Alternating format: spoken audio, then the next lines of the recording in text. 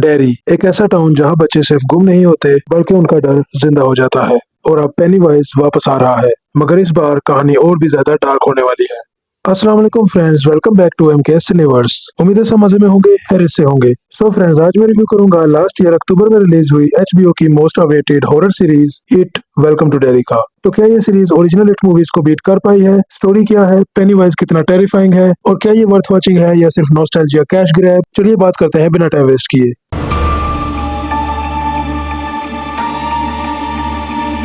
सबसे पहले डिस्कस करते हैं स्टोरी। ये series famous Stephen King universe की प्रीक्वल स्टोरी है जो 1962 के डेरी टाउन में सेट है। कहानी एक फैमिली को फॉलो करती है जो नए टाउन डेरी मूव करती है, लेकिन उनके आते ही अजीब और हॉरिफाइंग इंसिडेंट स्टार्ट हो जाते हैं। बच्चे डिसअपीयर होना शुरू हो जाते हैं, टाउन के लोग अजीब बिहेव करते हैं और धीरे धीरे पता चलता है कि डेरी के नीचे सिर्फ सीवर सिस्टम नहीं बल्कि एक एंशिएंट इवल क्रिएचर छुपा हुआ है। सबसे एक्साइटिंग बात, बिल स्कार्सगार्ड वापस पेनीवाइज के रोल में नजर आ रहे हैं और इस बार सिर्फ स्केयर्स नहीं बल्कि पेनीवाइज की ओरिजिन और डेरी की हॉरिफाइंग हिस्ट्री भी एक्सप्लोर की गई है। तो अब डिस्कस करते हैं positive points. Positive number 1, penny-wise returns. सबसे बड़ा प्लस पॉइंट ऑब्वियसली पेनीवाइज का कमबैक है। बिल स्कार्सगार्ड अपनी क्रीपी स्माइल, डिस्टर्बिंग एक्सप्रेशंस और अननेचुरल बॉडी मूवमेंट्स की वजह से कैरेक्टर को जेन्युइनली टेरिफाइंग बना देते हैं। उसकी काम वॉइस और सडन मूड चेंजेस हर सीन को अनकंफर्टेबल और इंटेंस फील करवाते हैं और जब भी पेनीवाइज स्क्रीन पर आता है एटमॉस्फेयर इंस्टेंटली डार्क और टेंस हो जाता है।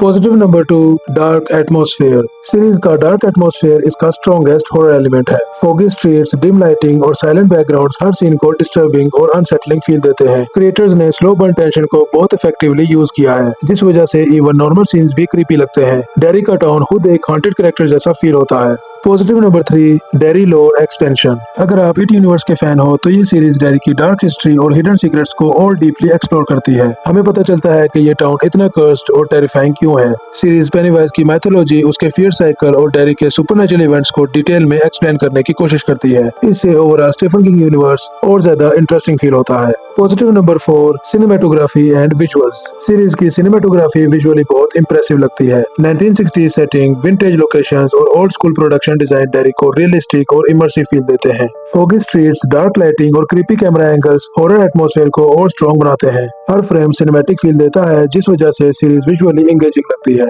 Positive number 5, psychological horror. Series सिर्फ चीप जंप स्केयर्स पर डिपेंड नहीं करती बल्कि साइकोलॉजिकल हॉरर को स्ट्रांगली यूज करती है। कैरेक्टर्स के फियर्स, हेलुसिनेशंस और मेंटल स्ट्रेस को बहुत डिस्टर्बिंग वे में शो किया गया है। स्लो बर्न टेंशन की वजह से सस्पेंस ग्रेजुअली बिल्ड होता है, जो सीन्स को और अनकंफर्टेबल बना देता है। इसी वजह से हॉरर ज्यादा रियलिस्टिक और लॉन्ग लास्टिंग फील देता है। तो अब डिस्कस करते हैं negative points. Negative number 1, slow pacing. Series की पेसिंग कुछ मोमेंट्स में काफी स्लो फील होती है, स्पेशली जब स्टोरी एटमॉस्फेयर बिल्ड करने पर ज्यादा फोकस करती है। कुछ सीन्स अननेसेसरीली स्ट्रेच्ड लग सकते हैं। हॉरर फैंस जो नॉन स्टॉप एक्शन और फ्रीक्वेंट स्केयर्स एक्सपेक्ट कर रहे हैं, उनको ये थोड़ी स्लो लग सकती है। Slow burn story telling her viewer को इक्वली एंटरटेन नहीं करेगी।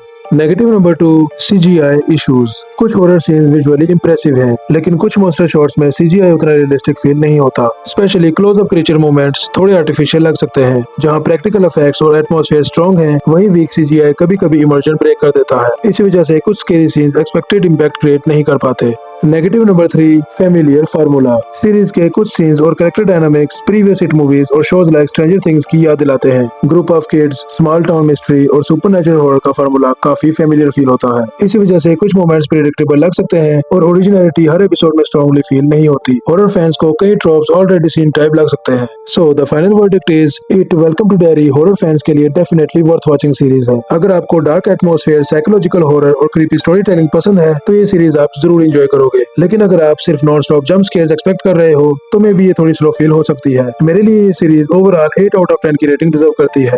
तो अब बारी है सीरीज से जुड़े कुछ इंटरेस्टिंग फैक्ट्स की।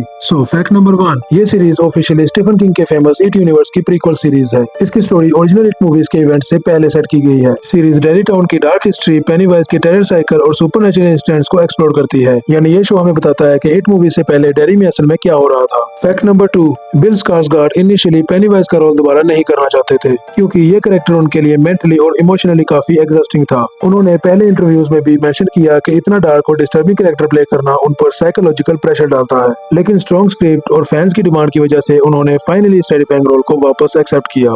Fact number 3, Welcome to Derry की स्टोरी 2017 में रिलीज हुई इट चैप्टर 1 मूवी के इवेंट से अराउंड 27 इयर्स पहले सेट की गई है, जहां हम पेनीवाइज के अर्लियर टेरर साइकिल को देखते हैं। इससे ऑडियंस को पता चलता है कि डेरी का कर्स हर 27 साल बाद वापस एक्टिव होता है और हिस्ट्री रिपीट होती रहती है।